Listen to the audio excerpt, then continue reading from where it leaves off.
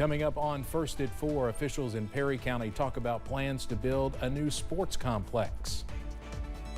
Plus, for the second time within a month, a Norfolk Southern train derails in Ohio. And nice day today, but I can't rule out a shower or two overnight. Details on a calmer week of weather coming up as Mountain News First at 4 starts right now. Dedicated to Eastern and Southern Kentucky, this is WYMT Mountain News First at 4. Good afternoon, I'm Steve Hensley. First at 4, the Perry County Fiscal Court announced plans recently for a new sports complex. WYMT's Chandler Wilcox tells us how the facilities could impact the area. Right now in this field, there isn't much more than grass and mud, but soon there will be baseballs and softballs flying around too. Add basketball, football, and tennis among the sports to be included. It is all part of a $10 million plan the fiscal court says will be funded through grant money. Judge Executive Scott Alexander says they want to boost tourism in the county. This is the next step into helping our businesses and stuff maintain the workforce that they have, but also generating new people coming to their community and spending the weekend at a sporting event. Now, if the Perry County government wins their lawsuit against the state to impose a restaurant tax, then Alexander says another phase could be added. In Hazard, Chandler Wilcox, WYMT Mountain News. Alexander also says they hope to break ground in about a year. We'll have more on this tonight at 6. The Beacons of Hope Addiction Recovery Campus in Perry County is continuing to grow, fulfilling numerous needs in recovery care. Beacons of Hope staff say the campus will be opening its medical detox center within the next 6 weeks.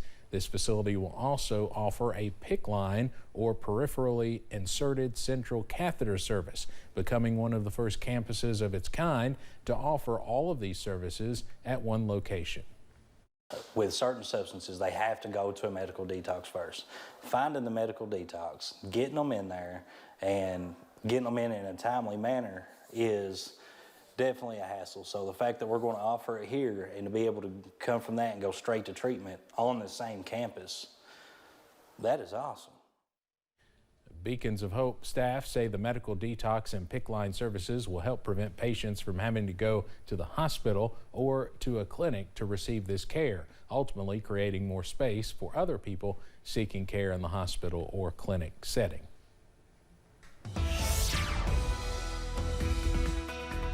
Absolutely gorgeous out there today. We've seen some pretty warm temperatures thanks to that sunshine and the weather system that's actually heading in our direction. Here's the view outside from our front door here at WYMT. Blue skies, just a few high clouds starting to sneak in the distance. There's the view from London Corbin Airport. A few more clouds, temperatures in the low 70s. That's where many of us are so far today. We're all dry on Pinpoint Doppler, and we will continue to see the mild air in place. Look at these temperatures, low to mid 70s region-wide. The only exceptions where we're seeing a few more of those clouds into parts of southwest Virginia. As we head through the next 12 hours, we're going to fall through the 60s and into the 50s. You see, we're mostly dry. I can't rule out a couple of showers as we head through the overnight hours, but no big deal as we head through tonight. The tranquil weather does look to continue for at least the first half of the week. We'll see how long it lasts after that, and we'll break it down in a few minutes. Steve? All right, Evan, thank you very much. Much nicer weather than we saw last Friday, of course, and crews have come from across the country to help restore power to folks in mainly central and western Kentucky. More than 117,000 customers remain without electricity across the state, but that's down from more than 500,000 Friday night. Jeremy Toms is at the Kentucky Horse Park in Lexington, where crews have been staging their work all day long, and has more. It's really scary for people because you don't know what's going on out there, but you hear it. Mayor Linda Gorton was among the hundreds of thousands of Kentuckians that lost power during Friday's historic windstorm. Now on day 4, tens of thousands of customers remain in the dark in Fayette County alone.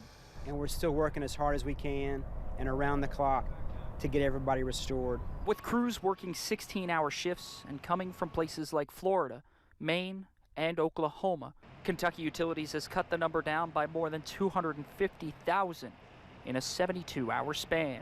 This has been a massive effort. You're talking 1,500 additional resources.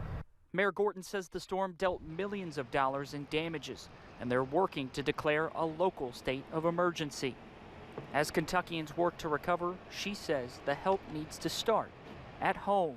If you're healthy and see your neighbor's tree down and can help them with that, go help them. And she urges people to be patient because they're working diligently to resolve a variety of issues throughout the city. I know that for some people we are not moving as fast as they would like. We're all trying to be patient and do every single thing we can. We're getting it done one day at a time. Daniel Lowry says they hope to have power restored to all their customers come Wednesday night. And that was Jeremy Toms reporting. Mayor Gorton in Lexington also says people need to be cautious on the roadways in that area. Power is still out for several stoplights in Fayette County, and others have been twisted by the wind to where you can't read the signals. In west central Ohio, anxious moments at this crossing as another Norfolk Southern freight train derails over the weekend. There were over 200 cars in the train. Norfolk Southern says 28 left the tracks near Springfield, more than 200 miles away from last month's derailment site in East Palestine. Nothing had spilled onto the ground and very minimal material on the actual cars themselves that actually dried very quickly. Local officials say this wreck doesn't pose an environmental hazard, and an NTSB team arrives Monday to investigate the derailment. I think we need to sit down at the table, both the union and the carriers, and try to get legislation passed in order to make the railroads a safer place. At the toxic East Palestine site, removal of contaminated soil is underway. We're going back and looking at everything from management systems, policies, practices, decision-making that set the conditions that allowed that derailment to occur in the first place. Monday air travel hit a snag for some as two planes came in contact at Boston Logan Airport.